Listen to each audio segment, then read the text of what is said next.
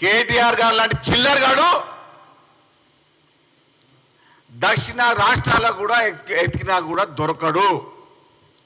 చిల్లరగా మాట్లాడుతుండు, చిల్లరగా రోడ్లపైకి వచ్చి ఆ బీకార్ మాటలేంది, ఆ ఫాల్తు మాటలేంది? నీకే నోరుందా? నీ అయ్య పేరు చెప్పుకోవచ్చు, రాజకీయానికి వచ్చా నువ్వు. చెట్టు పేరు చెప్పి కాయలు అమ్ముకునే రకం కేటీఆర్ది. నువ్వా మాట్లాడేది ముఖ్యమంత్రి రేవంత్ రెడ్డి గారి గురించి? మాకు రాదా భాష మాట్లాడనికే? మేము మాట్లాడితే నీ చెవులోంచి రక్తం కూడా ఆగిపోతుంది వచ్చే విధం. మేము మాట్లాడే భాషను వింటే కళ్ళ నుంచి రక్తాలు కారుతాయి. నీ వ్యవస్థ, నీ రాజకీయం రేవంత్ రెడ్డి గారి కాలి గోడు సరిపోదు.